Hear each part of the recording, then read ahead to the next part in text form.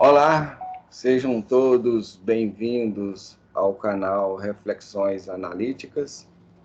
Na noite de hoje estamos estudando o 32º capítulo da série Vida. Mas antes de nós começarmos, eu gostaria de trazer alguns comentários para vocês. O primeiro dele, nós agradecemos a todos os novos inscritos no canal Reflexões Analíticas. Agradecemos a todos aqueles que têm acompanhado os nossos estudos. Ao tempo que a gente pede a Jesus, rogamos a Jesus abençoar a todos. E dentro daquela expectativa de que o canal venha sendo úteis a vocês e que tenha trazido muitos esclarecimentos, muitas informações, muitas ponderações aí para vocês pensarem e refletirem. Porque este é o propósito e os objetivos do nosso canal. E até em função disso mesmo, nós gostaríamos de apresentar para vocês aí a definição ou a descrição do nosso canal. Então, nós tiramos vou compartilhar essa tela aí com vocês. Essa tela, se vocês acessarem o nosso canal e for no item sobre, vocês vão ver lá essa descrição que vai descrever os objetivos e propósitos do canal Reflexões Analíticas. Quais sejam? Os objetivos do canal é trazer reflexões, ponderações, assuntos, análise e etc., que auxiliem na fomentação e criação do senso crítico, nos auxiliando no processo de autotransformação. Portanto, dentro desta perspectiva, proporemos questionamentos e visões que venham trazer materiais que nos auxiliem a confrontar os paradigmas atuais para chegarmos a um novo senso de realidade, do que seja verdade e também de nós mesmos. Pessoas que sabem pensar, raciocinar, que possuem senso crítico, são menos suscetíveis a manipulações. E nós terminamos esta descrição dos propósitos do canal com rogativa, qual seja: sejamos todos amparados e auxiliados pelas forças superiores da vida. Então temos aí apresentado para vocês os objetivos e as propostas do nosso canal Reflexões Analíticas. Bem, um segundo comentário que gostaríamos de fazer, deixa eu interromper aqui o compartilhamento da tela, é em relação às propagandas. Nós viemos a ficar até um pouco tristes, mas aquela situação que tem coisas que não estão no nosso controle, então não há muito o que se fazer. Esse movimento, esse sentimento que passou por nós, de tristeza, foi que nós percebemos e viemos a descobrir, a ver que tem alguns vídeos nossos que já estão parecendo propagandas no início dos mesmos. A gente ficou até um pouco chateado, porque nós falamos diversas vezes que o nosso canal não é monetizado, e realmente ele não é. A gente não ofere nenhum ganho financeiro com ele, até mesmo porque o nosso canal ele é muito singelo, tem pouquíssimos inscritos. Hoje, atualmente nós estamos com um recorde de 32 inscritos, pelos quais a gente fica muito agradecido a esses corações, e esperamos que o canal venha sendo bastante úteis, não somente para eles, mas para todos aqueles que venham nos ouvir ou nos assistir. Bem, mas em função disso, a gente entrou em contato com o suporte do Google. Aí a moça veio nos explicar que isto faz parte das políticas do Google. Então, todos os canais, quando aqueles vídeos atinge um determinado número de visualizações, aí passa a ter propaganda no início dos mesmos. E que quando o canal é monetizado, ou seja, o canal é parceiro do Google, aí durante o decorrer do vídeo, o usuário, a pessoa, pode vir a permitir que se apresente outras propagandas. Mas aí já é por conta. Nesses casos, que quando a pessoa está assistindo um vídeo lá e toda hora vem uma propaganda, significa que esse canal é monetizado e a pessoa está dividindo os dividendos, ou seja, a lucratividade com o Google. O Google fica com uma parte e o dono do canal fica com outro e passa a receber. Mas para fazer isso, o canal tem que se tornar parceiro do Google e passar por todo um processo que eles têm lá, que eles vão analisar o canal, uma série de coisas lá, para permitir ou concordar que o canal venha a ser parceiro ou não. Enfim, como isso não é do nosso interesse, aí nós só perguntamos para a moça se havia alguma maneira de fazer para que o canal não viesse, a gente pudesse fazer, porque o canal não tivesse nenhum tipo de propaganda. Ela falou, olha, eu não sei te responder isso, eu vou ter que te passar para um outro departamento de suporte, que eu posso te dizer que os usuários prêmios, eles não têm propaganda, eles assistem os vídeos, música, sem propaganda. E quando nós fomos procurar saber como é esse usuário prêmio, a gente achou assim até meio pobre, assim, não... Acho que um dos benefícios que tem é não ter propaganda, mas mesmo assim, em função do valor que o Google cobra, eu achei caro. Hoje está em torno de R$ 40, sendo que, por exemplo, eu assino a Amazon Prime por R$ 9,90, R$ 10, para assistir um monte de filme. Então, eu achei os serviços do Google meio caro. Enfim, é isso. O nosso canal não é monetizado, então no decorrer dos vídeos vocês não vão ver propagandas, mas de alguns vídeos vocês já vão ver aí propaganda no início, que faz parte aí das políticas e, infelizmente, não tem como a gente evitar isso. O outro assunto que a gente gostaria de falar é sobre a questão do estudo da personalidade humana. Nós estamos com esse projeto, essa proposta, se Deus nos permitir, mas no futuro nós viremos a fazer com vocês um estudo mais detalhado e mais aprofundado da personalidade humana, trazendo aquela ferramenta que é bastante divulgada hoje em dia, conhecida como Enneagrama. Através dela, o Enneagrama é um mapa, que através do qual dá para a gente mapear o nosso perfil de personalidade e podemos ver e entender porque cada um, ou todos nós, agimos de determinadas maneiras e modos. Então, esse é um projeto que a gente tem. Vocês aguardem aí, nós esperamos ter a oportunidade de virmos a fazer este estudo. Se Deus nos permitir, nós chegaremos lá. E uma notícia aí para os que nos acompanham, para que nos assistem e tudo mais. Bem, o quarto e último comentário que gostaríamos de fazer é em relação ao próprio estudo mesmo, Vida. Este vai ser o episódio 32. Então, nós temos uma série de episódios, desde o número 1, 2 até hoje, nós iremos ver o 32. Sendo que aqueles que quiserem ter um conhecimento da história da família Lauser como um todo, vocês pegando o episódio 1, onde nós vamos fazer aí a apresentação desta proposta de trabalho e do livro do Aguinaldo Paviani, aí vocês vão poder acompanhar passo a passo a história da família Lauser, os seus contratempos, suas dificuldades, os seus problemas. Dá para assistir os episódios quebrados? Dá. Mas você não vai ter a visão de conjunto, por exemplo.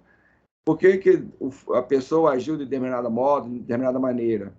Isso, no decorrer do desenrolar dos episódios, se vocês forem acompanhando passo a passo, vocês vão entender, poder compreender.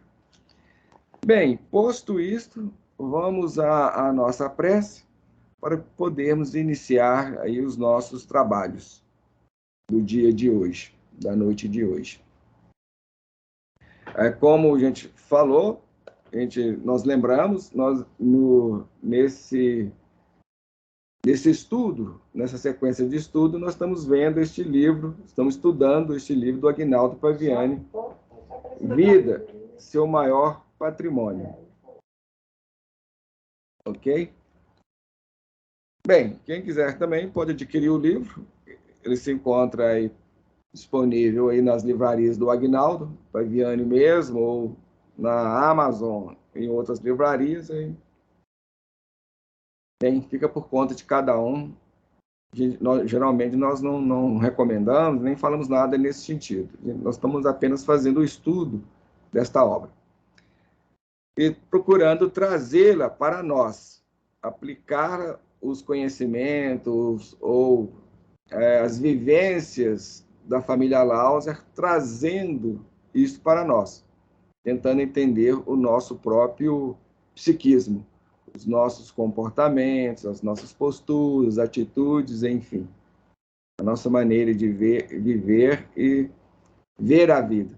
Então, com essa história, nós vamos fazendo todo um questionamento, toda uma reflexão, trazendo isso para nós, procurando a gente ver a vida, entender a vida de uma forma inovadora, de uma forma que nos propicie e nos dê condições de nós trabalharmos o nosso crescimento e o nosso aprimoramento moral e espiritual, que é, enfim, o objetivo de nossas vidas e da nossa estadia aqui na Terra. Bem, posto tudo isto, vamos orar, vamos buscar a conexão com os planos superiores da vida, em busca de auxílio e amparo para todos nós.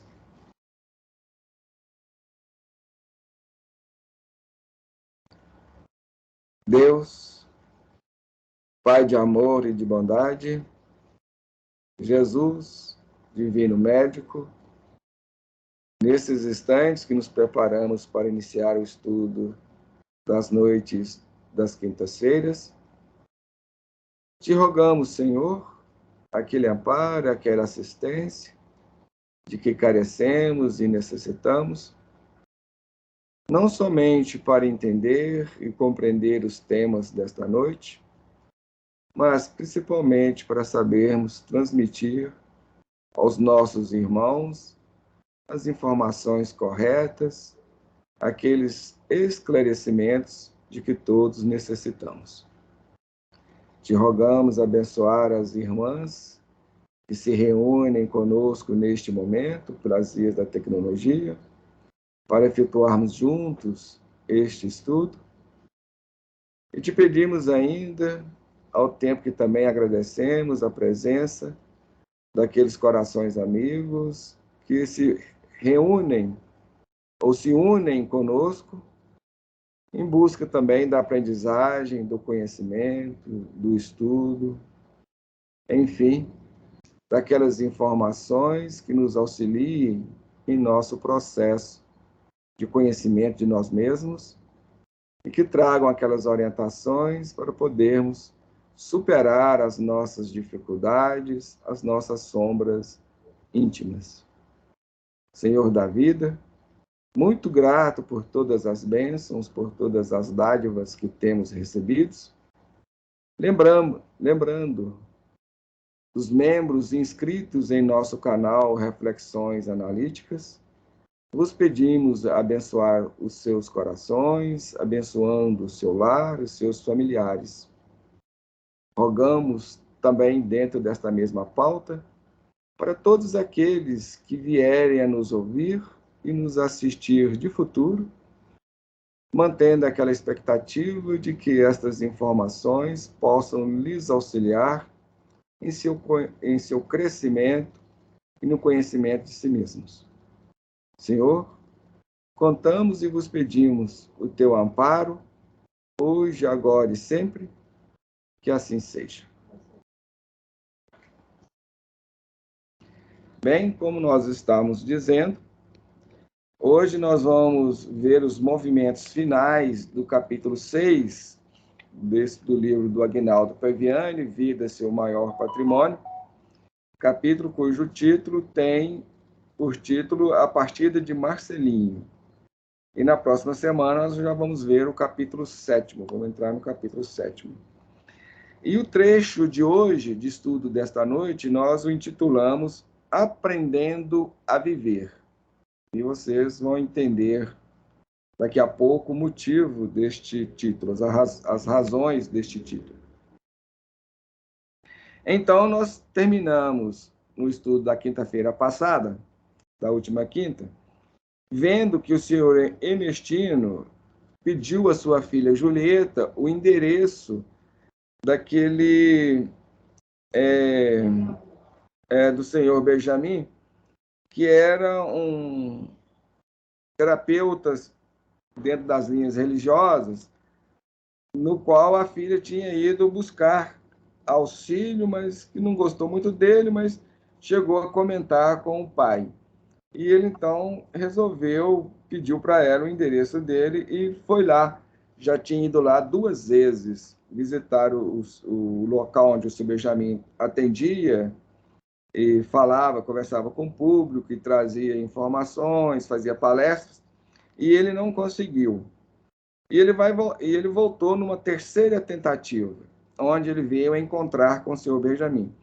E aqui tinha até algo interessante que nós não comentamos na semana passada, que é essa importância de nós persistirmos nas coisas. Muitas vezes, e muitos de nós, nos primeiras dificuldades, nos primeiros embates, a gente acaba desistindo daquilo. Está muito difícil, deixa isso para lá. A gente não retorna mais, não volta mais. Mas, aquela história, nós nos dizemos cristãos, a gente já leu a Bíblia, alguns de nós, uma ou outra vez, ou outros, pelo menos, já ouviu falar, já viu um padre nas suas pregações, um pastor nas suas pregações, ou até mesmo dentro do movimento das casas espíritas, ou seja, em diversos tipos de templos, vira e mexe, ouve falar, ou explicar, ou as colocações, as observações, os comentários acerca dos ensinamentos de Jesus. E um deles que Jesus nos aponta é aquela questão da perseverança, a necessidade de nós nos sabermos perseverar. Ele até, inclusive, coloca que somente aquele que perseverar até o fim, somente esse é que será salvo. E o senhor Ernestino, de alguma forma, passa por isso de uma forma prática, porque ele vai 2 vezes tentar encontrar com o seu Benjamin, não consegue, não encontra com ele, não tem como, não tem oportunidade, e ele volta uma terceira vez, onde ele consegue estar com o senhor Benjamin. Então, veja bem, se na primeira vez que ele foi, ele tivesse desistido, aí ele teria perdido a oportunidade, ou aquelas orientações, ou pelo menos aquela conversa que ele vai ter, ou veio a ter com esta pessoa, o senhor Benjamin. Então, hoje nós vamos iniciar com o diálogo dele, o encontro dele com o senhor Benjamin. Educado e muito simpático, o senhor Benjamin o atendeu. Ele se identificou dizendo que era pai de Julieta. Mas, como o líder religioso atendia diariamente a várias pessoas, não se lembrou de Julieta. Então, Ernestino foi direto ao ponto. Nunca fui um homem muito religioso. A meu ver, as religiões deixam as pessoas dependentes. E o senhor Benjamin responde: a religião existe para ajudar o homem a encontrar seu Deus interior e assim ajudá-lo a se religar com o Pai. Mas, admito, nós religiosos ainda cometemos muitos equívocos e o fanatismo religioso é um grave problema. Diga, senhor Ernestino, em que posso ajudá-lo? O senhor acredita em vida após a morte? Acredito na vida e desacredito na morte. Seria até desinteligente supor que a morte é o último capítulo do livro de nossa vida. O senhor acredita na possibilidade de um morto enviar uma mensagem para aqueles que ficaram por aqui? Naturalmente, salvo as exceções. Quais exceções? Quando a morte provoca temporariamente uma situação traumática ao ser imortal, é natural que somente depois de um tempo ele terá condições de enviar alguma mensagem. Além disso, a essência ou o espírito necessita de um tempo para se adaptar à sua nova morada. Mas e as fraudes? Bem, estamos falando de fé. Pessoas mal intencionadas existem aos montes. A possibilidade de fraude deve ser considerada. Se uma criança morre e seus pais já morreram, ela pode se encontrar com eles nessa outra vida? Sem dúvida. Bem, acho que já está na minha hora. Já? Era só isso que desejava? Para ser honesto, não. Então fale. Talvez eu possa ajudá-lo. No fundo, acho que ninguém pode me ajudar. O tempo passou. Eu envelheci. E só agora começo a perceber que a minha vida foi uma sucessão de erros. Eu me relacionei com muitas mulheres, mas nunca vivi um grande amor. A mãe de minha filha talvez até tenha me amado, mas eu não soube valorizá-la. Falhei gravemente na educação de minha filha. E hoje ela é uma mulher perturbada emocionalmente. Ganhei muito dinheiro, esbanjei, viajei muito, mas nunca me preocupei com o próximo. Nunca fiz caridade a ninguém. Nunca tive coragem de assumir quem sou de fato. Recentemente, fiquei muito doente. Vi a morte de perto. E, além disso, perdi meu melhor amigo. Eram amigos há muito tempo? Sim e não. Convivi com ele um curto período, que pareceram anos. Devia então se alegrar, pois são aqueles que durante a vida se dão conta do quanto viver é algo espetacular. Desculpem, gente. Vou repetir aqui. Devia então se alegrar. Poucos são aqueles que durante a vida se dão conta do quanto viver é algo espetacular. Sem olharmos para trás, com honestidade, não caminharemos para a frente com segurança. Eu vou repetir esta frase. Aliás, esse parágrafo inteiro é bastante interessante, esta fala do senhor Benjamin. Vamos repeti-la toda. Então, devia se alegrar. Poucos são aqueles que durante a vida se dão conta do quanto viver é algo espetacular. E a outra frase também bastante interessante. Sem olharmos para trás com honestidade, não caminharemos para frente com segurança. Queria não só olhar para trás, mas voltar no tempo e exorcizar meu passado. Não diga isso, senhor Ernestino. Tudo na vida é aprendizado. Veja o lado bom. Claro, o lado bom é que pode revolucionar a sua vida. após aferir com calma os acontecimentos de sua existência, empreenda uma viagem ao seu mundo interior e altere sua rota. Mas como consertar aquilo que não pode ser mais consertado? Talvez algumas coisas do passado não possam mais ser modificadas, mas pode começar de novo, recomeçar sua própria existência. A mim, parece ser tarde demais. Nunca é tarde para se começar a amar, Senhor Ernestino. Nunca é tarde para pedir perdão. Acha mesmo que eu posso mudar as coisas? Não exatamente. O Senhor pode mudar apenas o que está dentro do Senhor. Reavalie suas concepções, suas crenças, seu estilo de vida. Enfim, faça uma revolução interior.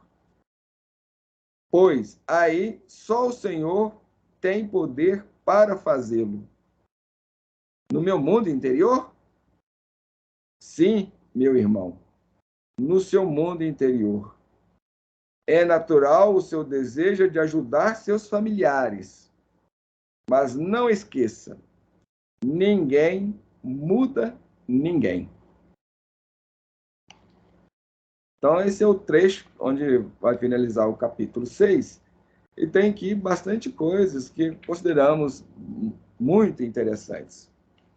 Mas antes de nós começarmos as nossas reflexões, alguma coisa, Cintina, trazer? Não? Márcio? Não. Bem, então ele começa falando que o senhor Benjamin era uma pessoa simpática e ele se iniciou se dizendo o pai de Julieta, mas como líder religioso, obviamente, como essas pessoas que lidam com muitas pessoas, é difícil de lembrar de alguém. Ainda mais no caso da Julieta, que ela esteve lá rapidamente e nunca mais voltou.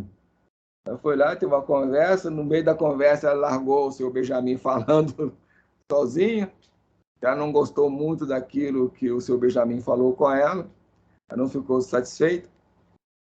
É isso aí, vocês olhem aí na série aí, que eu não sei nem qual episódio que está isso. Talvez em torno lá dos 25, 26, por aí, alguma coisa por aí. Nós comentamos sobre isso lá. Bem, então o senhor Ernestino foi direto ao ponto, foi uma pessoa que foi mais ou menos honesto e sincero ali. Ele começa dizendo: nunca fui um homem muito religioso. Ao meu ver, as religiões deixam as pessoas dependentes. Isto é algo interessante. Essa questão de quando nós vamos num terapeuta, ou a gente vamos buscar auxílio com alguém, e, logicamente, a gente está buscando auxílio, a gente vai buscar com uma pessoa que a gente tem uma certa confiança, que a gente observa e considera que a pessoa tem um certo preparo para nos auxiliar. Não vai buscar ajuda com o bêbado do boteco, ou com aquele amigo que gosta de chegar na birita, esse tipo de coisa assim, porque essa pessoa, qual a estrutura, qual a condição dela poder te ajudar. Então, se você está buscando um aconselhamento, um auxílio, você vai buscar com alguém que você considera que tem ali respostas ou condições de poder te trazer algum esclarecimento, algum auxílio, alguma ajuda. E, nesse caso, a honestidade, a sinceridade emocional, ela é muito importante. Porque se você vai buscar auxílio, igual, por exemplo, que ocorre muitas vezes, a pessoa vai num terapeuta, num psicólogo, num psiquiatra, num psicanalista, esse tipo de coisa assim, chega lá e começa a mentir. Ele não é totalmente honesto e sincero. Bom, qual auxílio, qual ajuda ele pode obter ali desta forma? Fica muito difícil e complicado. Então, o senhor Benjamin, o senhor Ernestino, ele foi bastante honesto. Falou assim: olha, nunca fui um homem muito religioso e vejo as religiões de uma forma assim, não muito boa. Eu vejo que as religiões deixam as pessoas dependentes. Aí a resposta do senhor Benjamin é também a resposta. Sobre a resposta dele, a gente pode observar e ver que ele é uma pessoa ponderada. Ele é uma pessoa de bom senso. Ele não lança crítica, ele não lança nada. Ele, como os outros, fica na dele. Mas, de certa forma, o senhor Ernestino não deixa de ter uma razão. Existe hoje um movimento religioso realmente voltado para manter as pessoas no cabresto, ou manter as pessoas na ignorância. E elas vêm funcionando como naquela frase lá, se tornando um ópio do povo, ou seja, uma maneira do povo se iludir e ficarem satisfeitas com a vida, com as suas situações, com as suas condições. Então, a religião, em vez de libertar o ser humano, trazendo para ele uma consciência mais ampla de entender a vida, a Deus, a Jesus, a si mesmos e etc., não. Eles trabalham dentro do medo, o medo do castigo, o medo do inferno, do fogo eterno, da condenação eterna, e vai por aí afora. E isso não esclarece, isso não ajuda. É uma fé cega. A pessoa faz aquilo por medo, por temor, ou por algum ou outro interesse particular e próprio da pessoa, que não vamos entrar aqui na análise dessas questões, mas cada um aí pode ponderar com seus botões e fazer essa autorreflexão de quais os motivos levam a elas a frequentar determinados grupos religiosos, qual a motivação, o que as motiva, o que as levam ali. Geralmente é nessa expectativa, nessa busca da salvação, da gente escapar do inferno, da gente escapar da condenação eterna. Nos meios espiritistas e espiritualistas, escapar do umbral, escapar daquelas regiões mais difíceis, dos nossos inimigos, etc. Enfim. O senhor Benjamin responde para o senhor Ernestino: a religião existe para ajudar o homem a encontrar seu Deus interior e assim ajudá-lo a se religar com o Pai. Então, Deus é aquele Pai supremo, porque Ele é o nosso Criador. O único e verdadeiro Pai que nós temos é Deus. Que o nosso Pai biológico é exatamente isso aí. É o Pai biológico. É o Pai do nosso corpo físico. Então, o Pai e a nossa mãe são aquelas pessoas, aqueles seres que nos propiciaram a condição de nós nos manifestarmos neste mundo, nos fornecendo esse veículo biológico no qual nós estamos utilizando aqui, nesse exato momento, que todos nós utilizamos aí. Então, eles nos deram esse berço, nos deram a condição. Mas eles não criaram a nossa alma e o nosso espírito. Isso é impossível. O único capaz de fazer isso é Deus, e ninguém mais. Então, portanto, o nosso único verdadeiro Pai é Deus. E, nesse sentido, tem uma referência àquela passagem de Jesus no Evangelho, onde as pessoas chegam para ele e falam: ó, Senhor, estão aí fora tua mãe e teus irmãos te procurando. E ele fala aquela famosa lição lá: quem é meu pai, quem é minha mãe, quem são meus irmãos? Exatamente dentro destas linhas, dentro dessa perspectiva. Porque o único que cria é Deus. É o único que realmente tem a condição de nos amparar, nos auxiliar, nos assistir em todos os aspectos e em todos os aspectos do nosso viver, do nosso existir. Portanto, o único e verdadeiro Pai que temos é Deus. Bem, e dentro de nós também nós temos essa centelha divina que é esse reflexo que Deus criou, que somos nós de fato, que é expresso como o Espírito. Porque quando a gente fala de alma, na verdade, existe até uma certa confusão no meio espírita, em particular, onde se confunde um pouco alma com espírito. E até alguns vão entender que o Kardec falou que a alma é o espírito encarnado. Não, não é verdade. Na verdade, não é bem isso. Porque a alma é aquela projeção, ou é aquele conjunto que o espírito manifesta. Então, é o espírito, vamos supor, envolto por seus corpos, por sua mente, por tudo que ele é. Porque quando a gente fala espírito, né, nós estaríamos referindo especificamente à essência, à centelha divina, aquela centelha, aquela consciência divina que Deus criou. E a alma já é essa centelha envolta, ou seja, composta de todos os seus veículos, de todos os seus atributos desenvolvidos, da sua mente, de tudo mais. Então, é um conjunto desse ser, desta manifestação. Seria mais ou menos nessa direção aí o correto entendimento desta questão.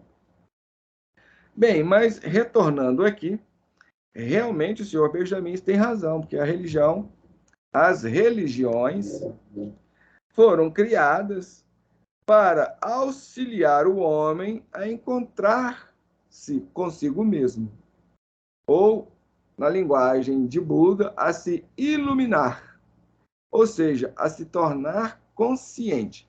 Então, as religiões vieram para fomentar, para ajudar o ser, os seres, as pessoas, a se autoeducar nesse processo, ou seja, ela seria aquela escola que viria a fomentar, alimentar, trazer o material, trazer o conhecimento, o esclarecimento, os ensinamentos, para o desenvolvimento das pessoas, dos seres. Mas, infelizmente, como tudo aquilo que o homem coloca a mão, o homem é envolto no seu egoísmo, nos seus interesses particulares e pessoais, ou seja, personalistas, acaba usando da religião para atingir os seus fins, os seus objetivos. Infelizmente, é isso que ocorre. E, nesse sentido, as religiões vão falhando ao longo dos tempos. Por isso que no mundo existe aí cerca de 5.000 religiões, ou seja, mais de 5.000 religiões, na verdade. Existe mais. Então, com todo esse cabedal, com todo esse volume de religião, já era para a humanidade estar muito avançada no seu progresso moral e espiritual.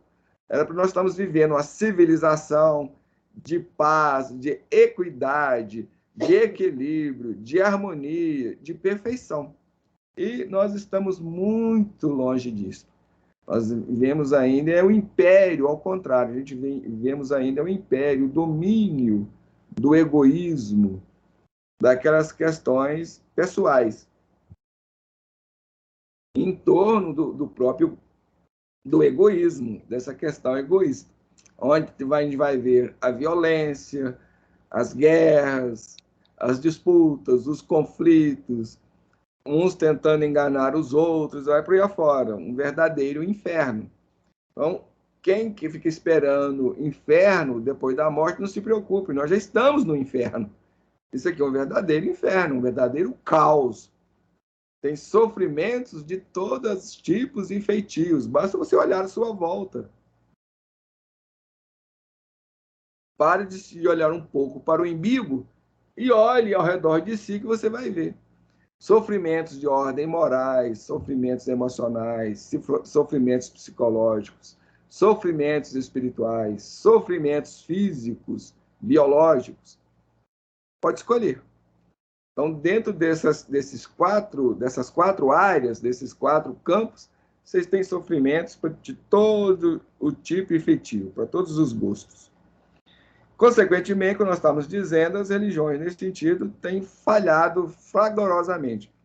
Por elas em si, não, porque elas trazem um conhecimento e informação. Mas o que é a religião? Ela é formada pelos homens. E os homens têm seus interesses, têm suas questões próprios e pessoais, as suas dificuldades, as suas problemáticas. Então, as pessoas acabam usando a religião para atingir os seus fins e seus objetivos. Onde o senhor Benjamin vai dizer ao senhor Ernestino na continuação. Nós, religiosos, ainda cometemos muitos equívocos e o fanatismo religioso é um grave problema. Realmente, são duas questões, porque se as religiões, de um lado, têm falhado muito, porque ela é feita por homens e por pessoas, por outro lado, também nós não podemos nos isentar, nos colocarmos fora e lançar a culpa somente nas religiões. Não é. Porque agora a gente está se referindo à religião no seu aspecto de ensinamento e não de movimento gerenciado e controlado por pessoas, os seres, porque os movimentos são equivocados, são errados, são voltados para as questões de um e de outro. Então, nós estamos falando de religião aqui no sentido do conhecimento, da informação que aquela instituição, seja o que for, traz, mostra, apresenta. Igual, por exemplo, pegamos o cristianismo, temos os ensinamentos de Jesus, que é um roteiro de vida, que é algo espetacular, fantástico, mas nós não os vivenciamos. E, em grande parte, em função disso, do fanatismo religioso da nossa parte. Nós somos tremendamente fanáticos. E quando a gente é fanático, a gente se fecha a tudo. Nós não ouvimos, a gente não para pensar, raciocinar.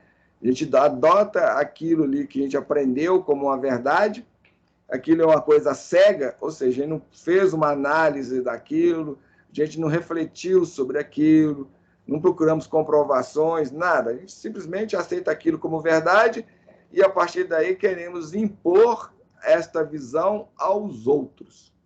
Isso é o diabo do fanatismo. E, a partir daí, vem trocentas misérias e sofrimentos para os outros e para o próprio ser. Apesar de que, às vezes, a pessoa, no início do movimento inicial, fica satisfeita, fica feliz de impor e controlar os outros e de divulgar, espalhar as suas ideias, mas no futuro o sofrimento vem porque não é esse o caminho. A gente não deve impor nada a ninguém. Não é esse o trabalho de uma escola. Escola ensina, esclarece. E cabe aos alunos viver. E antes de você viver aqueles ensinamentos, é lógico que você vai passá-lo pelo filtro da razão, da lógica, do bom senso, da ponderação, da reflexão. Você vai buscar ali a comprovação daquelas ideias. Você vai verificar se aquelas ideias estão corretas, se está certo ou não, seja o que for. É o trabalho da separação do joio e do trigo. Nós necessitamos fazer. Bem, vamos adiantar aqui, porque senão a hora chega e a gente não consegue fechar esse trecho de hoje. Aí ele vai perguntar para o senhor Benjamin se ele acreditava na vida após a morte. Aí ele tem uma resposta bastante interessante também, onde ele diz que ele não somente acreditava na vida após a morte, mas, na verdade, ele desacreditava da morte. Ou seja, o que existe é a vida, a morte não existe. A morte, aqueles que vão nos acompanhar no estudo do livro Nosso Lar, como narra o André Luiz, é um jogo de ilusões, é apenas uma ilusão, não passa disso. Só ilusão, ela não existe. E ele fala que acreditar ou supor que o último suspiro seja o final do livro da nossa vida, ou seja, que a morte seria o último capítulo do livro da nossa vida, é algo até uma falta de inteligência. Por quê? Porque se você for pensar bem, é verdade, não faz sentido você viver toda uma vida, passar por toda uma série de dificuldades, de problemas, de sofrimentos, de tudo, e no final não ter nada. Tudo isso aí acabou. Por quê? Fica meio sem sentido. Qual o sentido disso? Eu ser honesto, agir corretamente, ser bom e tudo mais? Enfim, qual a finalidade da vida, então? Perde o sentido. Tudo fica sem nexo. Portanto, a morte não pode realmente existir. É uma questão de inteligência. Se a gente for pensar um pouco a respeito, não faz sentido tudo terminar com a morte. Fica algo realmente incongruente, incoerente, inconsistente. Não tem como. Bem, aí ele vai fazer outra pergunta interessante, que se ele acreditava que uma pessoa que já está do lado de lá, ou seja, os mortos, pode enviar uma mensagem para os que ficaram por aqui. Ele fala que sim, isso é possível, mas salvo algumas exceções. E ele vai perguntar quais são essas exceções.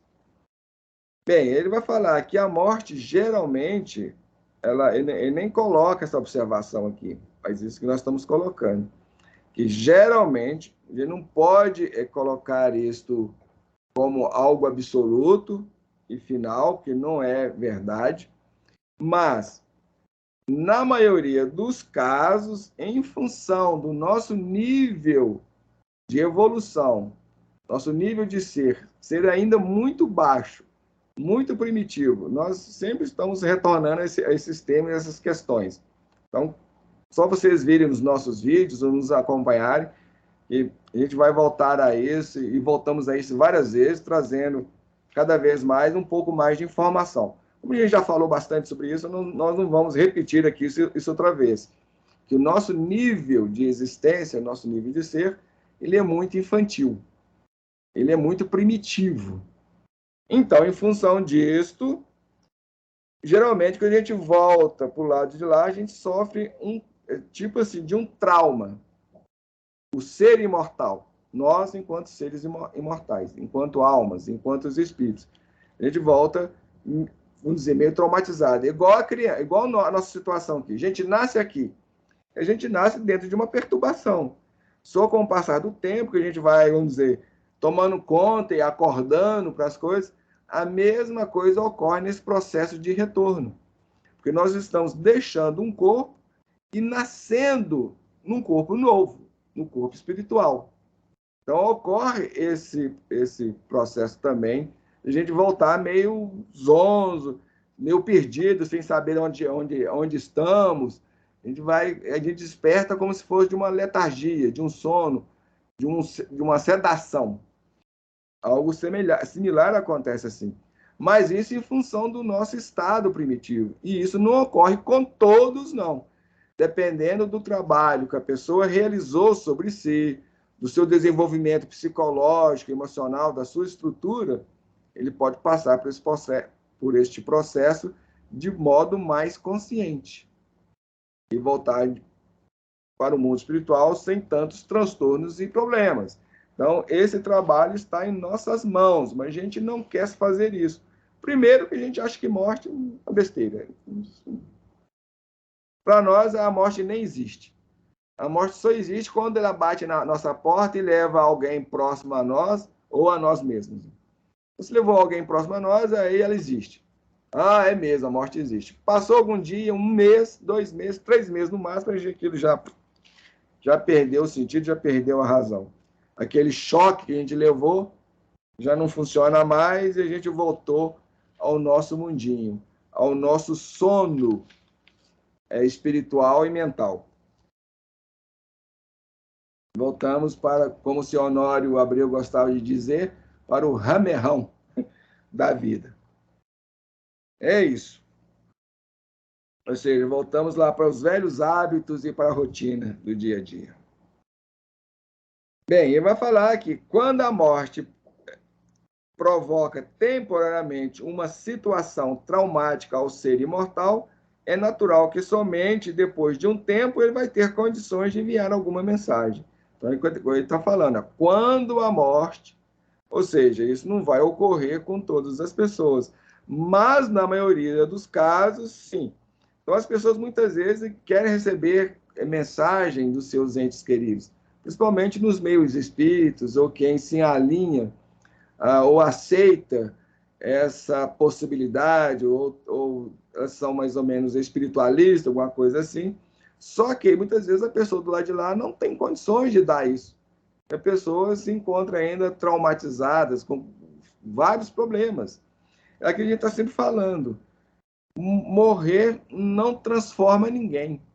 nós continuamos sendo aquilo que somos, mantendo o nosso modo de pensar, de sentir, sentindo as mesmas coisas, os mesmos problemas, as mesmas dificuldades. É isso, gente.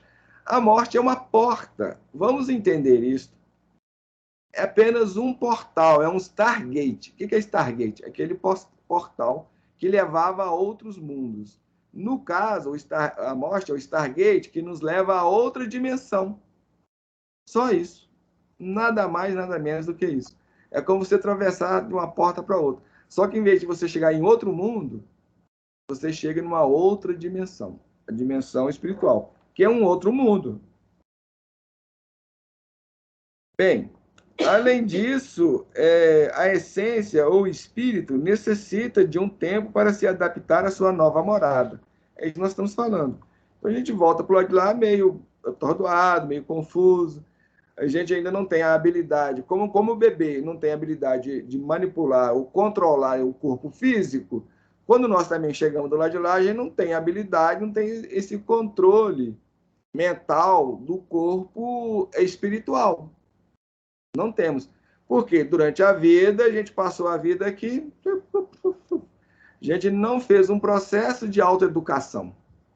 A gente não se educou, não fez nenhuma atividade mental, emocional, a gente não se conheceu, a gente não se educou nada. A gente volta para lá totalmente estrambelhado e descontrolado, não tem como.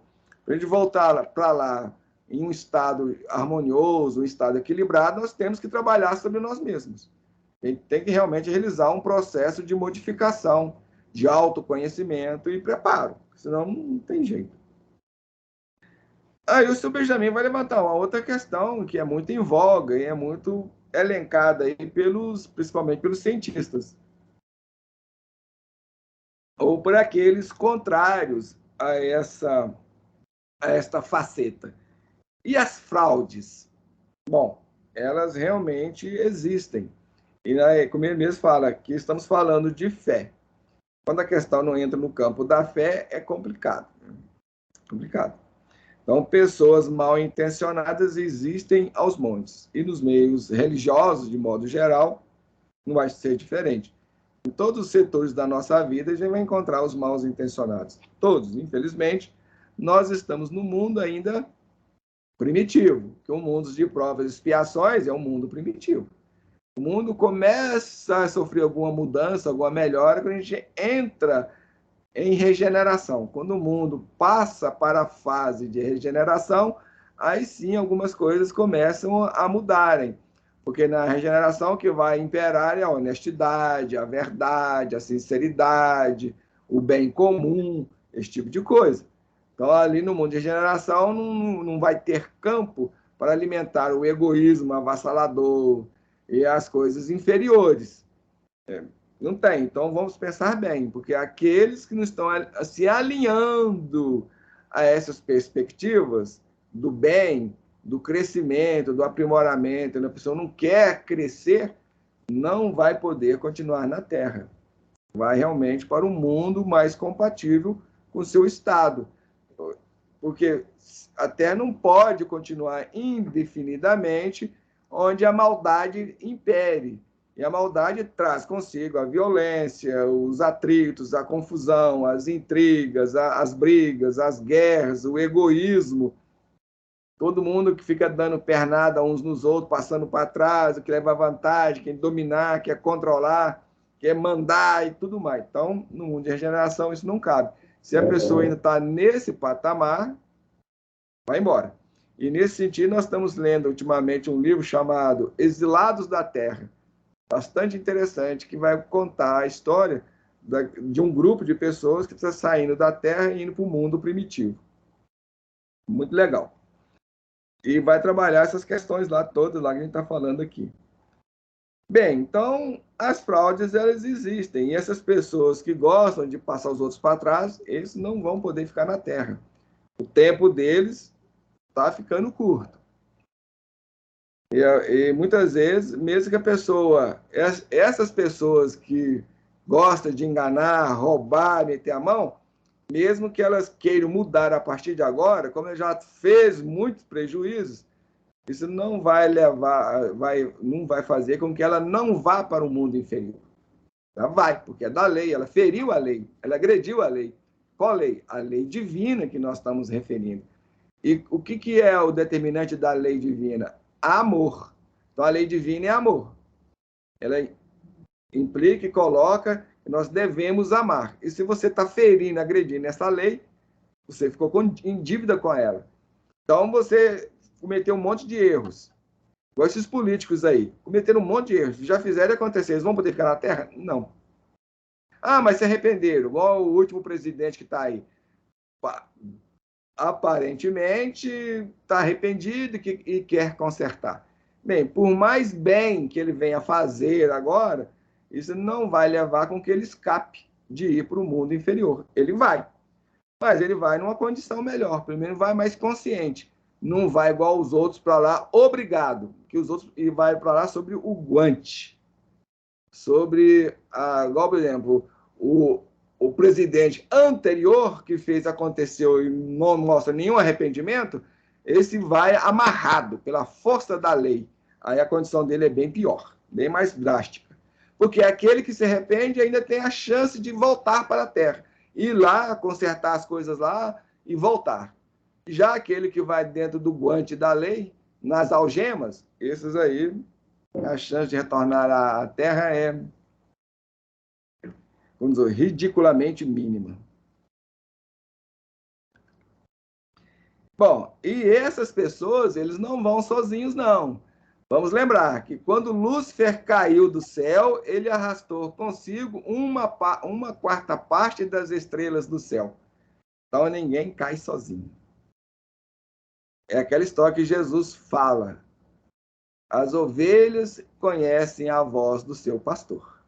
Então, se você se alinha, você se sente sintonia com essa turma, você vai acompanhar eles. Obviamente, você está em linha, ninguém sintoniza ou se alinha com outro de graça, gratuitamente. Isso não existe. Isso não existe. A gente alinha porque dentro de nós tem algo similar, que é igual, idêntico ao do outro. Aí, sintonia, compatibilidade, afeição, encontros.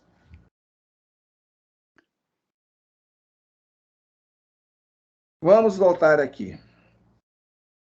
Aí o diálogo entre eles continuam. Vamos saltar aqui algumas partes.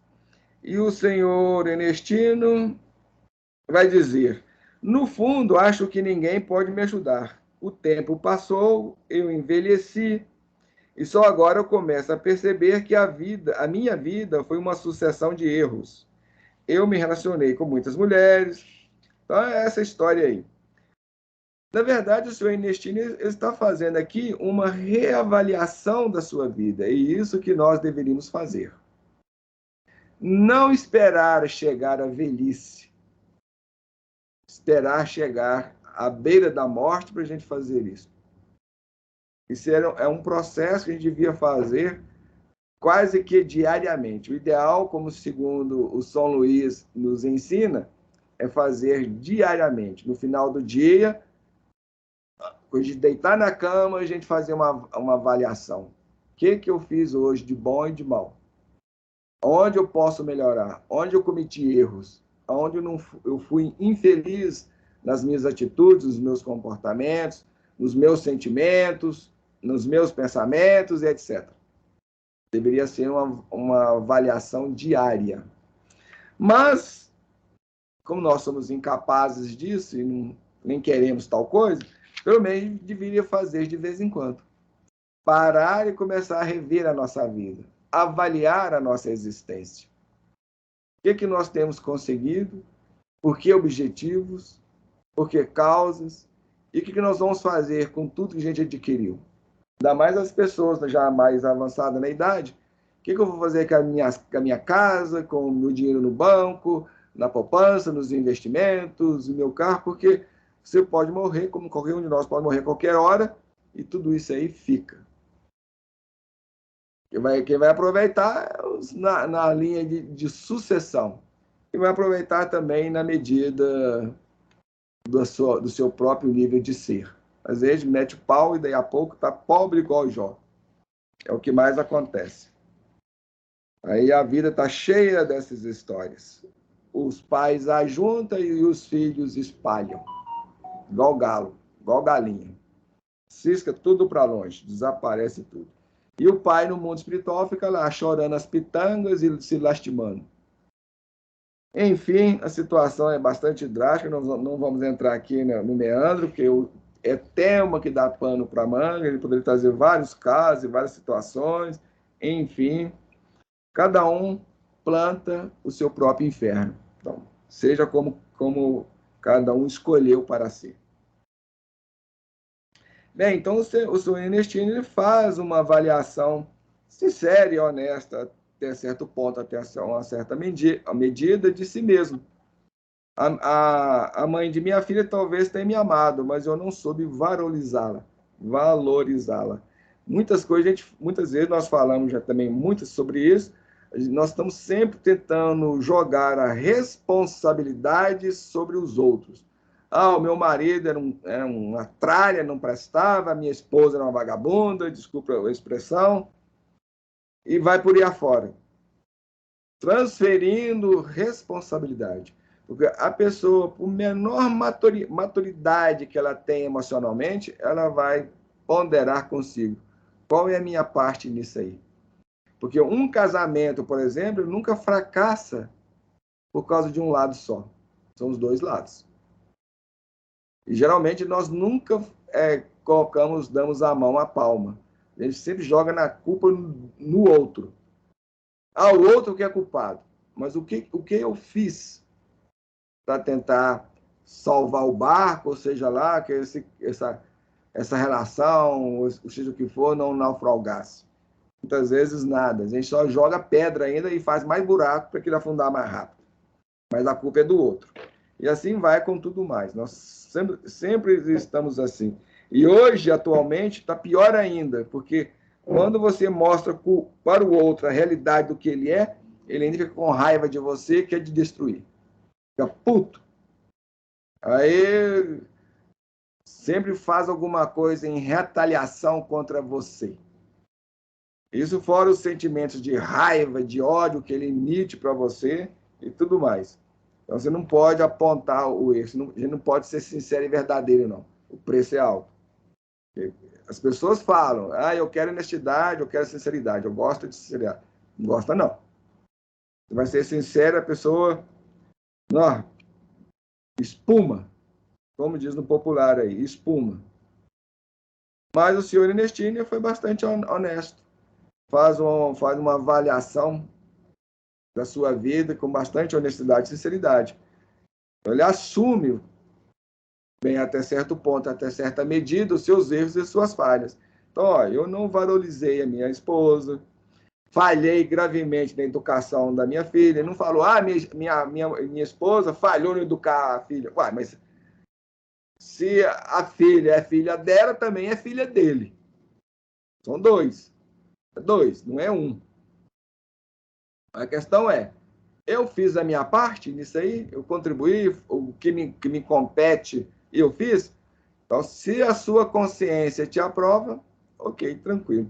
Se você não fez, se prepare. Se não for chorar agora, chorará mais tarde. Ou nas portas da morte, ou do lado de lá. A morte não existe, então se prepare. Por isso que Jesus falava, e ali haverá choro e ranger de dentes. Eu não cansava de dizer isso. Virava e mexia, ele estava repetindo isso. E ali haverá choros e ranger de dentes. Óbvio. Gente com um monte de erros, com um monte de falhas. Não fazemos nada para mudar, não fazemos nada para auxiliar, não fazemos nada para contribuir. Aliás, muito ao contrário. O que a gente faz é para o contrário. A gente apoia o erro, apoia a mentira, passa a mão na cabeça aqui, não damos disciplina, não ensinamos, não instruímos, impomos, indicamos o caminho errado e vai tudo. Então, só pode haver muito choro. E no mundo espiritual tem, gente, muito e muito choro. Quem vai nos acompanhar no nosso lar lá está vendo o relato de André Luiz contando o quanto choro e ranger de dentes ele ouviu do lado de lá, inclusive os próprios. Então ele diz: ganhei muito dinheiro, viajou, esbanjou, e fez e aconteceu. porque ele foi uma pessoa de posses. E aí? Está terminando a vida de mãos vazias. Ele tem tudo e nada. Por isso que é as ilusões. As ilusões podem encher as nossas mãos, podem trazer uma satisfação imediata. A pessoa fica feliz, alegre, contente, satisfeita de tudo aquilo que possui, de tudo aquilo que pode fazer. Mas no final está de mãos vazias, porque nem os amigos ela tem. Porque os amigos geralmente dessas pessoas não são verdadeiros. Estão ali por interesses. Então,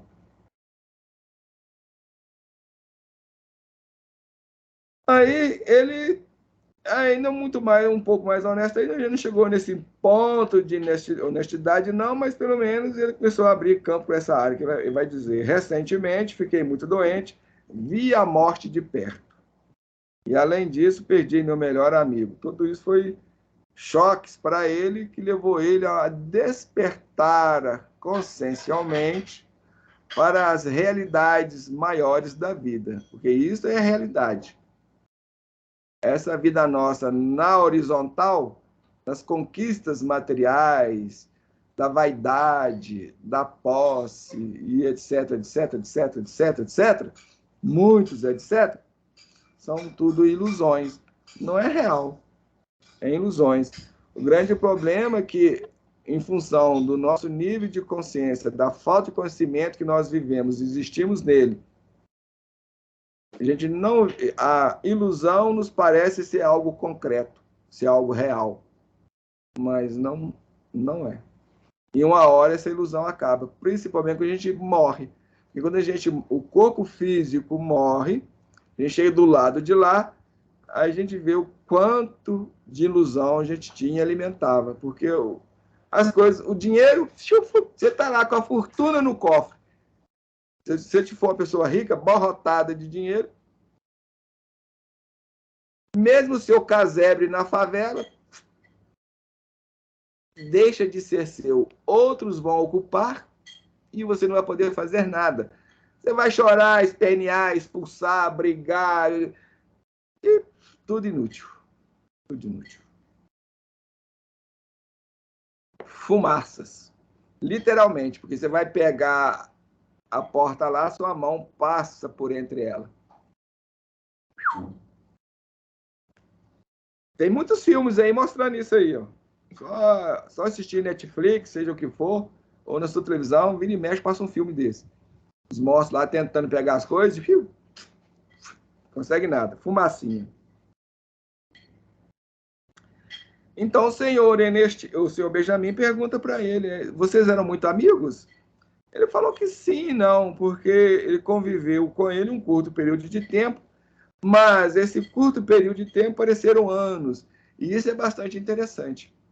Muitas vezes a gente encontra com algumas pessoas que são especiais na nossa vida, ou a gente vive determinados momentos que, apesar de serem curtos, mas eles parecem ser tão longos, você aprende tanta coisa, você adquire tanta troca naquela experiência ali, naquela vivência ali, que você sai repleto. Isso ocorre, foi o caso que aconteceu entre o senhor Ernestino e Marcelinho. Queria falar alguma coisa? O interessante da amizade desses dois, levando em conta a experiência do Ernestino, o nível social dele, que engloba toda a vida financeira, tudo dele. Marcelinho simplesmente era uma criança. Então, nos mostra que, independente de nível social ou de qualquer uma outra situação, o carisma, a confiança, novos valores, é que vai fortalecer e criar um vínculo. Porque é muito disparate entre os dois, olhando sob o aspecto do mundo. É muito diferente. É igual essa imagem que é atrás de nós, né? Jesus e a criança. Nós até colocamos em homenagem a essa questão mesmo, mas esse tipo de coisa que o Vicentinho está trazendo para nós aí, geralmente, isso não é algo que surge de uma hora para outra. Isso implica já encontros anteriores, em outros tempos. Porque para a gente poder construir um tipo de relação que existiu entre o senhor Ernestino e o Marcelinho, sim, tão bonita, espontânea e verdadeira, sendo que esses dois fossem totalmente estranhos um ao outro, só a partir de muita maturidade de cada um, e se o espírito deles já tivesse na mesma linha de evolução, de existência e de existir, o que é algo muito difícil de acontecer. São casos bem raros na Terra. Então, a maioria dessas situações já implica, já indica relações anteriores.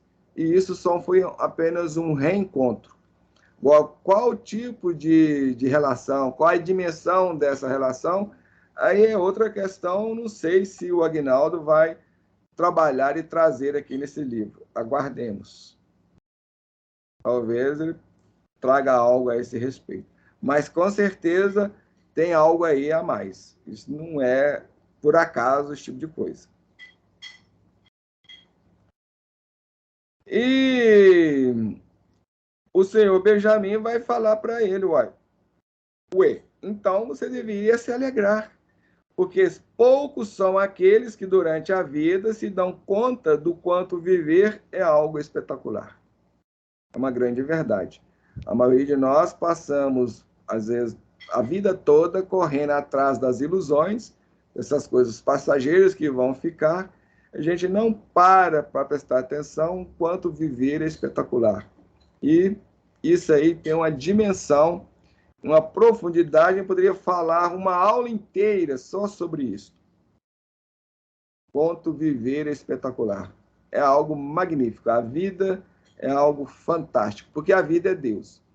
E ela vai se expressar, ela vai se manifestar em diversos meios, de diversas formas.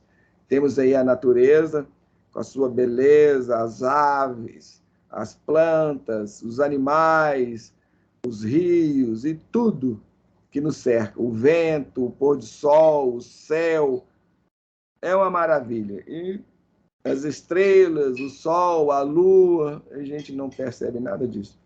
Ainda mais as pessoas da cidade ainda. E às vezes a pessoa na roça, gente, é uma coisa mais fantástica. Eu vivi essa experiência muitas vezes, e você caminhar naquelas estradas ermos, no meio do mato, seja o que for, sob o luar, com a lua clareando, aquela lua maravilhosa, magnífica, como se estivesse de dia. Nossa! Bom, realmente viver é espetacular, e só quem vivencia é que sabe falar e dizer o quanto. Mas o nosso tempo já está bastante avançado, então a gente não vamos demorar muito nessa questão, não vamos esmiuçá-la muito, mas a gente poderia falar muitas coisas sobre isso. Uma pena. E ele vai dizer ainda mais, sem olharmos para trás, com honestidade, então a necessidade da honestidade que nós estamos falando, não caminharemos para a frente com segurança. Nós temos duas dificuldades aqui. Primeiro é do próprio olhar para trás. O que é olhar para trás? É olhar para si, para a sua vida. Analisar a sua vida desde a infância até esse momento. Pelo que você passou, pelo que você construiu, pelo que você viveu. O que você buscou? Te trouxe alguma coisa a mais? Te trouxe, te elevou, você amadureceu, você passou a compreender a vida sob outro ângulo, entendeu o próximo, ajudou todos que estavam à sua volta ali a viver, a entender, a aceitar a Deus, aceitar tudo isso aí, a trabalhar o seu crescimento, ou você só preocupou com a conquista material, com o casamento, ter filho, aparecer para a sociedade? Porque você quando está novo, precisa casar. Aí você casa, precisa ter filho. E você tem filho, precisa disso. A sociedade vai colocando um monte de coisas. E a gente vive em função disso, para atender às expectativas sociais e alheias. E para você mesmo? O que você fez em benefício próprio? Você agora é uma pessoa segura de si, tranquila, vive em paz, aquela tranquilidade, aquela harmonia. Quem está assim, o furacão está na sua volta. conflito, violência, guerra, problemas políticos, é isso, ladruagem, tudo, e você está em paz.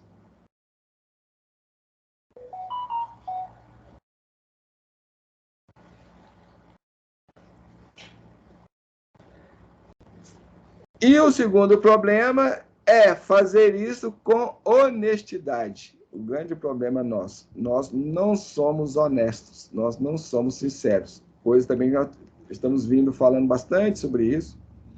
Com o estudo da psicologia humana que nós vamos fazer, a gente vai abordar esse tema com bastante profundidade, para que cada um possa comprovar e verificar por si mesmo, mas isso não precisa muito esforço, não. Na verdade, se você quiser, basta você voltar para si e ser honesto e sincero com você, você vai ver que a gente não é honesto e sincero. O problema é ser honesto e sincero consigo. A gente não é. A gente mente para si se auto-enganando, e aí mentimos para o outro. E nós mentimos para o outro porque, na medida que o outro compra e aceita a minha mentira, aí eu acredito nela. Então é verdade, porque se o outro aceitou isso, então se ele aceitou porque é verdadeiro. Então nós vamos apoiando as mentiras uns dos outros. Muitas vezes a gente olha para as pessoas assim, a gente vê as mentiras delas, sua falsidade, seu fingimento, sua loucura, porque o que tem de loucura por aí está brincadeira. Mas, infelizmente, como Jesus, às vezes, ou como Chico Xavier, a gente tem que fazer silêncio. Ou, às vezes, pois é, né, minha irmã? Como o Chico fazia. Pois é, né, irmã? É difícil, né? Mas ele não estava sendo enganado, ele estava bem ciente da situação ali. E o nosso caso também passa um pouco por isso. Infelizmente, nós temos que aceitar os outros como eles são. E algumas pessoas não vão mudar. A gente não muda, ninguém muda, nem nós mesmos. De uma hora para outra e de um momento para outro. Assim, no estalar de dedo, igual passe de mágica. Isso não existe. Tudo é uma construção, tudo é um trabalho, tudo é um processo. Ainda mais nesse trabalho interior de autoconhecimento, um processo lento. Isso vai gastar vidas e mais vidas. O problema é que nós vamos ter chance de continuar aqui na Terra. Se você está realmente com honestidade, com sinceridade no seu propósito, há grande chance de você poder permanecer na Terra. Porque a Terra do futuro, a Terra da regeneração, é exatamente para essas pessoas. Para aquelas pessoas que estão se propondo com sinceridade, com honestidade, o trabalho de renovação e de crescimento. Mas não adianta eu me enganar e falar da boca para fora. Porque se é o meu caso, eu vou despertar no mundo primitivo sem ter consciência do que eu perdi. Foi-se e...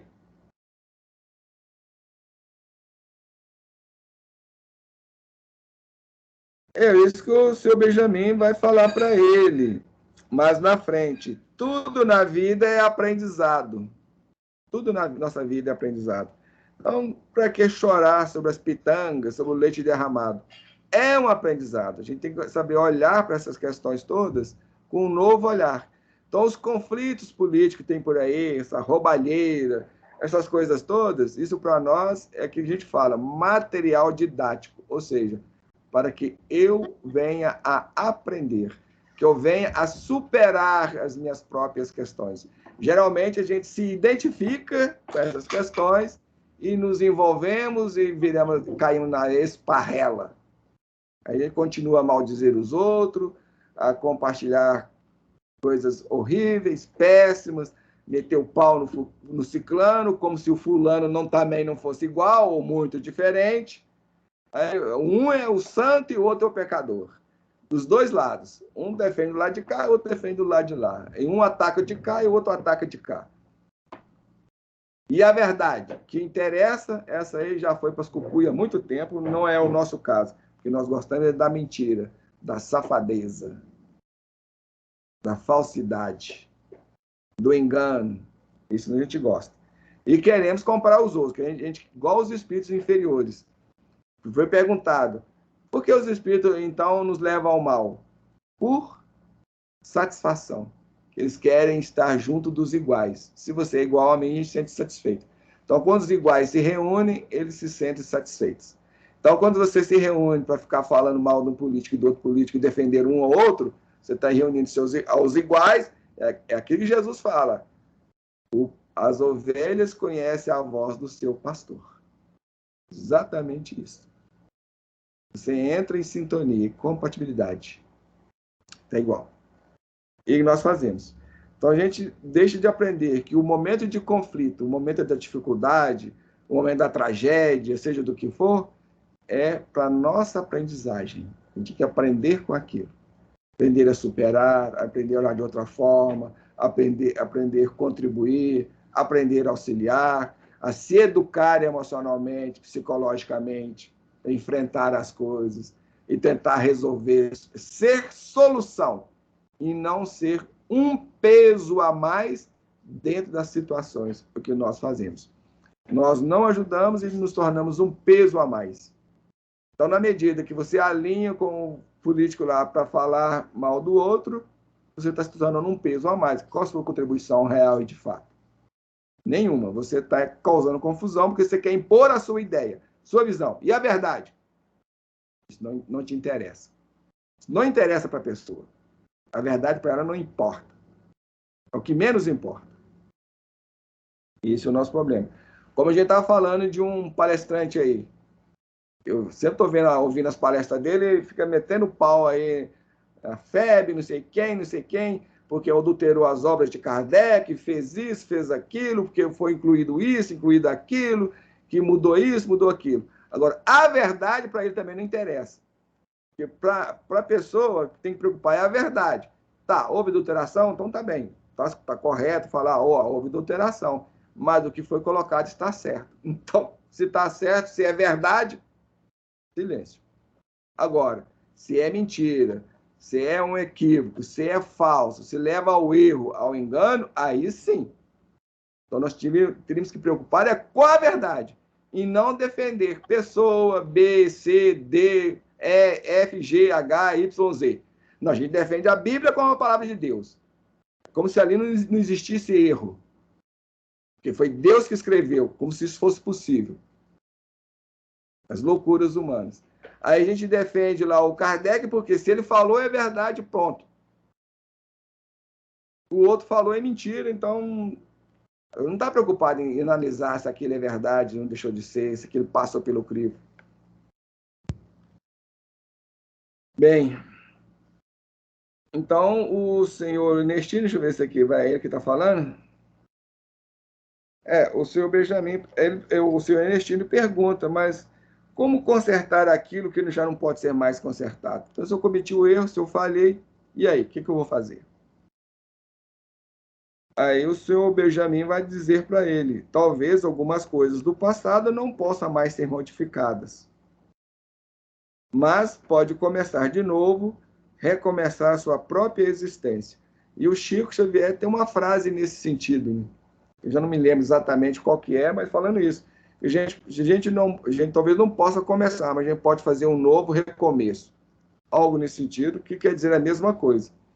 Então tá, a gente fez, errou, aconteceu, falhei. O que eu posso fazer agora para tentar consertar ou para que daqui para frente seja diferente? A nossa preocupação deveria ser essa, igual aquela questão. Deveria me preocupar com a verdade, mas não. Aí eu vou perder meu tempo sonhando, talvez fazer uma máquina, voltar lá atrás e fazer. Aí mais tempo eu perco ainda. Estou perdendo mais tempo ainda. E ele vai dizer, mas para mim parece ser tarde demais. Aí o seu Benjamin reorienta. Nunca é tarde para se começar a amar, nunca é tarde para pedir perdão, nunca é tarde para refazer as coisas, ou procurar um novo caminho, uma nova forma, um novo meio, uma nova maneira. Ou seja, de eu começar a trabalhar sobre mim, buscar a minha mudança. Talvez algumas coisas não tem jeito mais, aquilo que eu já falei. Se eu for para o mundo primitivo, em função das minhas atitudes e comportamentos equivocados, se aquelas pessoas más que fizeram tudo de errado lá e que vai, Se ela se arrepender, ela vai chegar nesse mundo primitivo numa outro estágio, numa outra condição, um pouco melhor do que aquele que ainda continua defendendo o seu erro, a sua mentira como verdade. Isso aí não tem jeito. Mas aquele que já se arrependeu, então nunca é tarde para se arrepender, nunca é tarde para iniciar um processo de caminhada, seja na construção de si mesmo, seja no autoconhecimento, seja no que for, nessa direção vertical da vida, que nos leva ao nosso aprimoramento, ao nosso aperfeiçoamento, à nossa evolução. E ele vai falar mais, mas acha mesmo que eu posso mudar as coisas? Claro, assim, não exatamente. Aquela história, ele vai responder, não exatamente. O Senhor pode mudar apenas o que está dentro do Senhor. Então, é aquilo. Muitas vezes eu não tenho condições de mudar as coisas externas. Muitas vezes eu não tenho. Mas eu posso mudar o que está dentro de mim, aquilo que eu sou. E eu posso começar a qualquer momento a mudar e alterar. Então, eu posso passar a ver a vida de uma outra forma, de uma outra maneira, olhar para as minhas dificuldades, ser honesto e sincero comigo. Olha, eu tenho esse problema, eu tenho essa dificuldade, sou uma pessoa irritadiça, sou uma pessoa nervosa, olha, eu sou uma pessoa violenta, então vou procurar me disciplinar. Aí que vem a luta, aí que vem a verdadeira guerra. Então, quando os pessoal lá do muçulmanos, ou o Alcorão, ou o Maomé vai falar da Guerra Santa, a Guerra Santa é esta. Não é contra os outros, não é contra a cultura alheia, não é contra isso ou aquilo, seja o que for.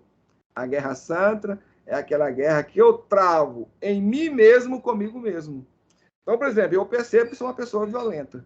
Aí eu vou tentar me disciplinar a ser mais tranquilo, mais amadurecido, mais controlado. Aí ele vai ver o quanto é difícil.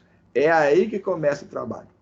Quando eu vou pôr a mão na massa, aí eu vou ver que eu tento me controlar, mas quando eu vejo, já perdi a ele e a beira. Já soltei, a minha raiva já explodiu, já foi, eu já gritei, já esperneei, já esbravejei. Mas esse processo de conscientização, de você começar a perceber isso, se dar conta disso, você está iniciando um processo de mudança e de conhecimento. Primeiro conhecer, para depois, lá na frente, com os esforços. Por isso que o Emmanuel vai falar para o Chico, disciplina, disciplina, disciplina. 3 disciplinas. São 3 níveis de trabalho sobre si. Falaram, Cíntia. É interessante essa colocação que você fez, porque normalmente quando nos ocorre alguma coisa, a gente fala assim, eu tive uma raiva, fulano me fez uma raiva. Quer dizer, fulano não te fez raiva nenhuma, a raiva existe dentro de você, né? A atitude do outro só acionou aquilo que tem dentro da gente. Mas o nosso lado inconsciente é tão grande que a gente atribui ao outro aquele comportamento nosso, atitude nossa, dos nossos próprios defeitos. Aqui que nós estamos sempre falando que nós buscamos transferir a responsabilidade para as costas alheias. E isso tanto no lado negativo quanto no lado positivo. No lado negativo, nesse exemplo que você mesmo está dando. A pessoa fora de mim, ele foi o gatilho para movimentar a minha raiva, porque ele fez alguma coisa que eu não gostei, não submeteu à minha vontade, ao meu desejo, aquilo que eu queria, e eu explodo na raiva, porque eu sou uma pessoa violenta. Eu esbravejo, vomita minha raiva para fora. Aí, em vez de fazer um processo de autoavaliação, de autoconscientização, não. Minha atitude infantil, como a criança. Aí não, a responsabilidade é do outro. Foi ele que fez isso, ele que provocou isso em mim. Ele pode ter provocado, mas se você tivesse autocontrole, se você não fosse uma pessoa raivosa, você não teria ficado com raiva. Então, se a criança vem, chuta o seu joelho e você é raivoso, você vai botar a raiva para fora. Agora, se você é uma pessoa consciente, amadurecida, vai ficar tranquilo. Olhar assim, você pode até evitar que ele venha te chutar a segunda vez, né, mas não vai ficar com raiva. Por isso que Benjamin fala para a gente, você pode mudar o que está dentro de você. Sim. Porque o que está fora é Sim. do outro. Você não tem controle. Muitas vezes até a gente pode impor sobre o outro, igual a criança. Vem te chutar, você dá um tapão nela, por exemplo, ela não vai te chutar a segunda vez, mas você impôs pelo medo. Isso levou o outro a mudar? Não. Não mudou. É que as religiões, o início, a gente voltou lá no início do nosso estudo desta noite. As religiões, em vez de educar as pessoas, na verdade, elas impõem nas pessoas o medo. Só que as pessoas passam, muitas vezes, deixam de agir de determinada maneira, de determinada forma, por medo, igual hoje em dia. Nós temos a polícia aí nas ruas e tal. Então, as pessoas sabem que, em determinadas situações, se elas forem pegas, elas vão para a cadeia, elas vão responder um processo, então elas têm medo da justiça e da polícia. Aí elas não cometem os atos errados. Então, elas deixam de cometer os atos errados, não é por uma conscientização, mas pelo medo das consequências que ela vai poder recair sobre ela ou sobre sua família. Aí ela evita. Então, ela está freada, ela não está evangelizada, ela não está educada, que é um outro processo. Então, eu, por exemplo, posso encontrar uma mala cheia de dinheiro. Se eu sou uma pessoa evangelizada, eu não vou ficar com ela. Eu vou procurar o lugar adequado e entregar aquilo. Ó, encontrei isso aqui, tal lugar, dessa forma, daquela outra forma. Agora, quando a pessoa está freada, oba, eu peguei, achei aqui, não tem ninguém olhando, vai olhar em volta, ninguém viu, ninguém sabe, e vai desfrutar daquele prazer ali. Então, na verdade, se ela antes não roubava, não foi porque ela não tem essa predisposição. É por medo. Então, ela está sob o guante da justiça. Quando eu dei o exemplo do nosso lado inconsciente, né, de acusar o outro, agora eu lembrei daquela música do Djavan, né? Que a gente, anos atrás, a gente estava até conversando sobre ela.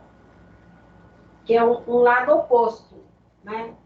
Venha me fazer feliz porque eu te amo. Quer dizer, olha o disparate. Venha me fazer feliz. Você vem me fazer feliz porque eu te amo. Não. Porque o que é do outro é do outro. Então a gente vê que até na poesia a gente foi educado e não tem esses olhos de ver o disparate que é, até mesmo pelo lado positivo, o lado bom.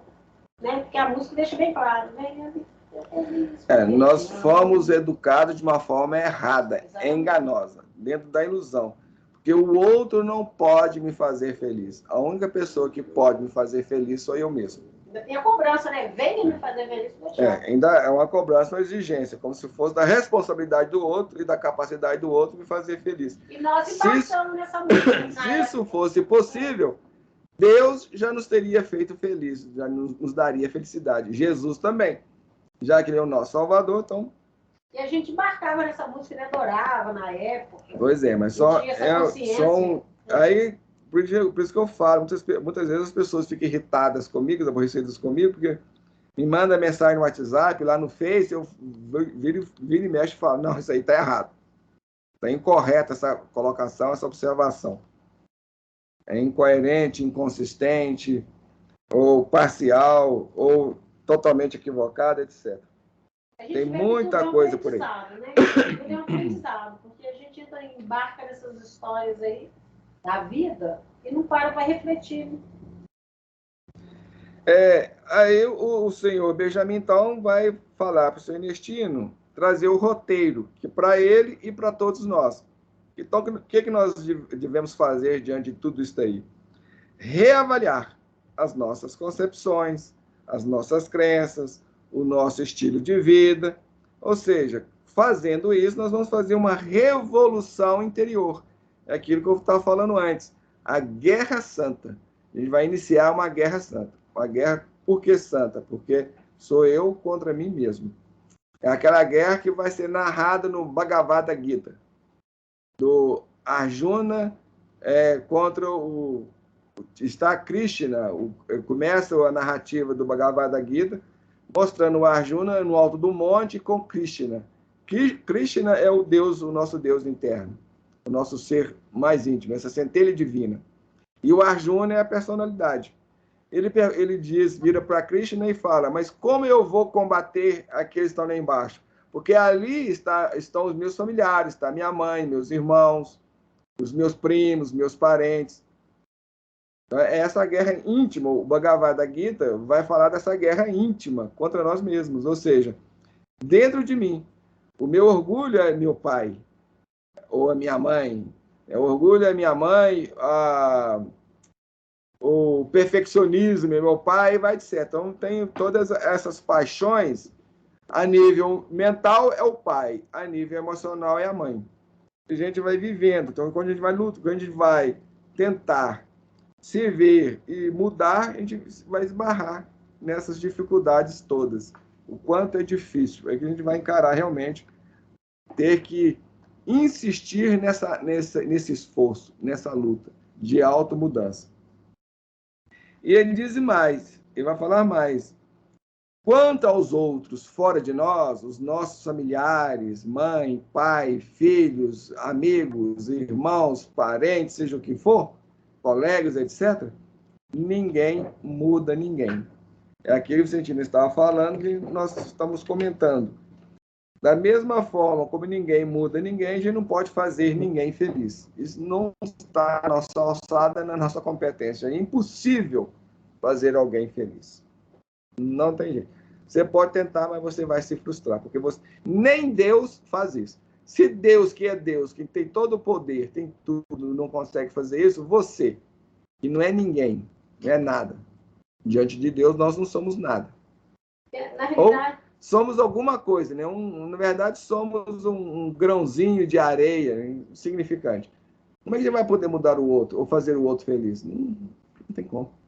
Eu penso que, na realidade, é uma conquista própria para você chegar a essa felicidade. Na medida que eu for crescendo, que eu for me conhecendo, que eu for aprendendo sobre mim, que eu for me educando, que eu vou me disciplinando, aí eu vou me tornando uma pessoa feliz. Porque eu passo a ver a vida de uma outra perspectiva, de uma outra forma. Eu passo a compreender a vida no seu real sentido. Passo a ter a vida como outros objetivos. As coisas do mundo material, isso que a gente sempre está falando aqui, as coisas na horizontal, eu passo a entender e a perceber que ela é material didático. Então, uma dificuldade, um contratempo, qualquer coisa que aconteça comigo no nível que eu falo, como a gente estava vendo no evangelho de ontem, a desgraça real, a infelicidade real, lá no evangelho segundo o Espiritismo, ele vai trabalhar exatamente essa questão. Aquilo que nós consideramos infelicidade ou desgraça, isso passa para nós trazer lições, conhecimento, aprendizagem, oportunidades. Então, a pessoa que vive nesse patamar, tem essa consciência, ela é feliz, ela é alegre, ela é otimista, ela está em paz, ela está tranquila. Ela enfrenta as dificuldades com um novo olhar, de uma nova maneira. Isso é aprender a ser feliz. Quando a gente está trabalhando nas construções desses valores verdadeiros, na construção de nós mesmos, dessa paz íntima. A gente vai falar dessa paz de consciência, essa tranquilidade, independente do que está acontecendo. Isso é uma conquista, é um trabalho. Eu tenho que trabalhar, eu tenho que mudar, porque se eu não procurar me esforçar no trabalho e na edificação disso, eu nunca vou conseguir chegar lá. Não tem como. Bom, nós já estamos aí, já no finalzinho, se bem que nós tomamos aí 10 minutos do início do nosso estudo, aí, trazendo aqueles comentários, então considera que dentro dessa perspectiva, nós ainda estamos dentro do horário. Mais alguma coisa, sentindo?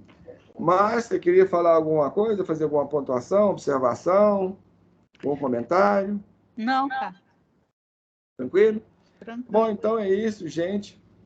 Nós, antes de encerrarmos, deixamos aqui os nossos agradecimentos a todos. Obrigado aí por prestigiarem o nosso canal, acompanharem nos estudos. Não deixem de rever os estudos anteriores, porque acreditamos que eles têm muitas reflexões e ponderações interessantes que possam auxiliar aí algumas pessoas, ou seja, auxiliar aí a todos nós. E nós esperamos que realmente essas ponderações e reflexões que nós temos feito aqui sejam úteis a todos, ou pelo menos esperamos que sejam alguns, ou a maioria. Bem, mas vamos agradecer a Deus mais uma vez, pela oportunidade, pelo ensejo.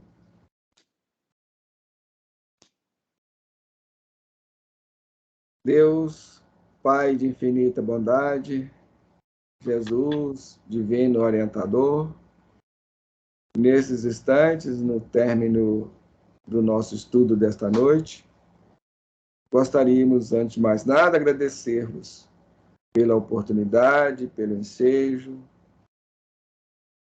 pela esta reunião amiga e fraterna em busca do autoconhecimento, Senhor.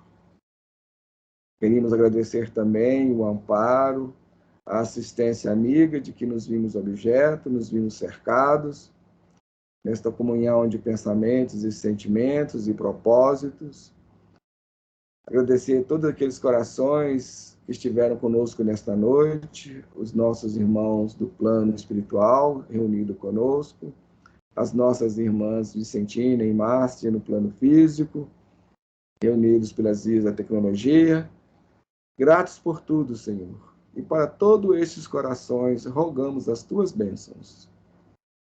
Lembrando dos membros inscritos no nosso canal Reflexões Analíticas, vos pedimos abençoá-los, envolvê-los em renovadas energias de sustentação, de paz. E da mesma forma, pedimos por todos aqueles corações que vierem a nos ouvir ou nos assistir. Abençoa-os, fortalecendo neles, em todos eles e em nós igualmente, aqueles propósitos edificantes que trazemos à nossa intimidade. Senhor, permaneça conosco, nos sustentando nesse propósito de autoconhecimento e autoconscientização. Te agradecemos e vos pedimos, ser com todos nós, hoje, agora e sempre, que assim seja. Amigas, muito obrigado. Tenham um bom fim de semana. A todos que estão acompanhando aí no canal Reflexões Analíticas, muito obrigado, muito agradecido. Boa noite, obrigada. Boa noite a todos e Jesus nos abençoe a todos. Até a próxima. Tchau.